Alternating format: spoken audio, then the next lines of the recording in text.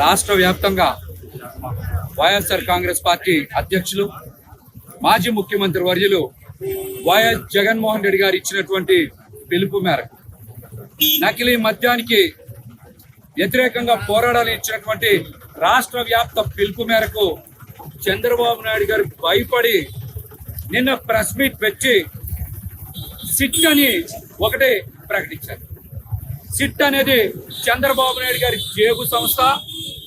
ఆ సిట్ మీద వైఎస్ఆర్ కాంగ్రెస్ పార్టీకి కానీ రాష్ట్ర ప్రజలకు కానీ నమ్మకం లేదు. వైఎస్ఆర్ కాంగ్రెస్ పార్టీగా మేమందరం డిమాండ్ చేస్తా ఉన్నాం. నకిలీ మద్యం స్కామ్ మీద, నకిలీ మద్యం తయారీ మీద, నకిలీ మద్యం అమ్మకాల మీద, నకిలీ మద్యం పర్సంటేజీల మీద, వాటాల మీద దర్యాప్తు చేయడానికి సిబిఐ దర్యాప్తుని వేయాలని వైఎస్ఆర్ కాంగ్రెస్ పార్టీ డిమాండ్ చేస్తాం. ఇంతవరకు మీరు చూస్తే జనార్దన్ రావు ఎయిర్పోర్ట్ నుంచి బయటకు వస్తా, నేను ఒక్కడే ఇందులో భాగస్వామి కాదు, చాలా పెద్ద పెద్ద వాళ్ళు ఉన్నారు, నా పాత్ర చాలా నామమాత్రం అని చెప్తే ఆ విషయం మీద చంద్రబాబు నాయుడు గారు ఎందుకు స్పందించట్లేదని మేమైతే సూటిగా ప్రశ్నిస్తాం. నిన్న కూడా ఆయన అంటా ఉన్నారు, సౌత్ ఆఫ్రికాని కాపాడే బాధ్యత ఏం తీసుకుంటారంట. ఎంత దుర్మార్గమో తెలుసా ఇది? సౌత్ ఆఫ్రికాలో నకిలీ మద్యం తయారీ చేసేటువంటి ఫ్యాక్టరీ నిర్మాణానికి నిధులన్నీ కూడా ఆంధ్రప్రదేశ్ నుంచి వెళ్తా ఉన్నాయి.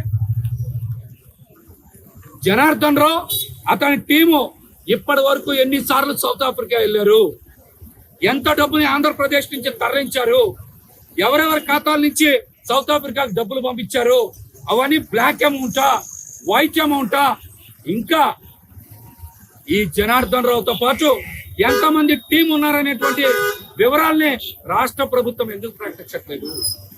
దీంతో తెలుగుదేశం పార్టీ ఎమ్మెల్యేలు, ఎంపీలు, మంత్రులకి, తెలుగుదేశం పార్టీ నాయకులకి భాగస్వామ్యం ఉండబట్టే మీరు ఆ వివరాలన్నీ ప్రకటించలేదు. చంద్రబాబు నాయుడు గారు సమాధానం చెప్పండి. ఇప్పుడంట సిట్ ఏర్పాటు చేస్తామని చెప్తున్నారు. ఈ 17 నెలల కాలంగా చంద్రబాబు నాయుడు గారి ప్రభుత్వం ఏమైనా నిద్రపోయిందా? నకిలీ మద్యం తయారు చేసి, రవాణా చేసి, అమ్మకం చేసి ప్రభుత్వ ప్రాణాలు తీసేస్తే మీరు ఇప్పటి వరకు ఏం చేస్తున్నారు?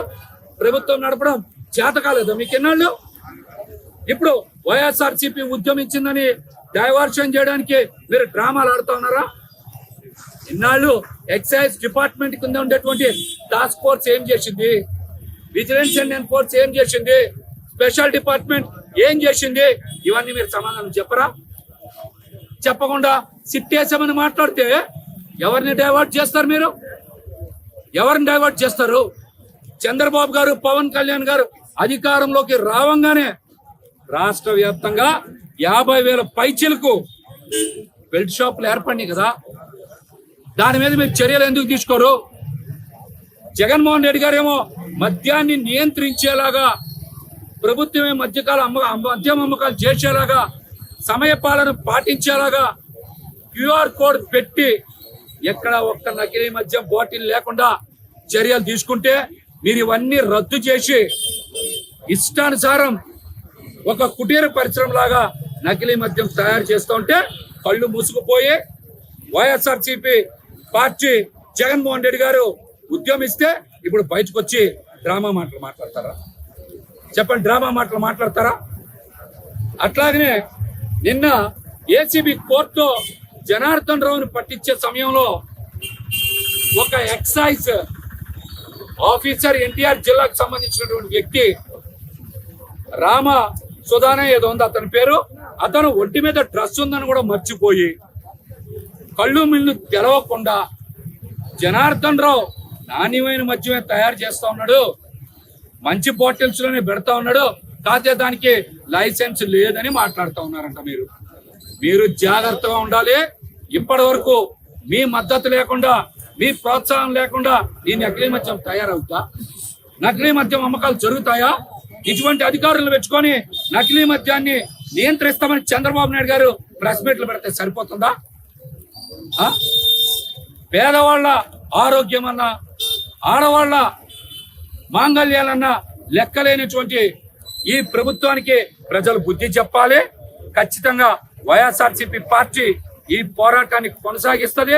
ప్రజల ప్రాణాల రక్షణ కోసం జగన్మోహన్ రెడ్డి గారి నాయకత్వంలో వైఎస్ఆర్సీపీ పార్టీ శ్రేణులు ఎంతవరకైనా పోరాటం చేస్తే తెలియజేస్తా. చివరిగా మీరందరూ కూడా వచ్చారు, ఇక్కడ మీడియా వాళ్ళందరూ కూడా. ఇదే ఎక్సైజ్ డిపార్ట్మెంట్ తో వైఎస్ఆర్ కాంగ్రెస్ పార్టీ గుంటూరు జిల్లాలో ధర్నా నిర్వహిస్తూ ఉంటే ఒక్క అధికారి కూడా లేరు. ఎందుకంత భయం మీకు? ఎందుకు పారిపోయారు కార్యాలయం నుంచి? ఈ 17 నెలల నుంచి మీరు ఇళ్లలోనే పడుతున్నారు కదా. మీరు లెగ్సుంటే నకిలీ మద్యాన్ని నియంత్రించేవాళ్ళు కదా.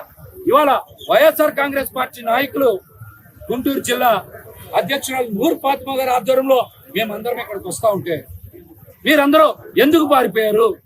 దీనికి కూడా మీరు సమాధానం చెప్పాలని కూడా డిమాండ్ చేస్తాం.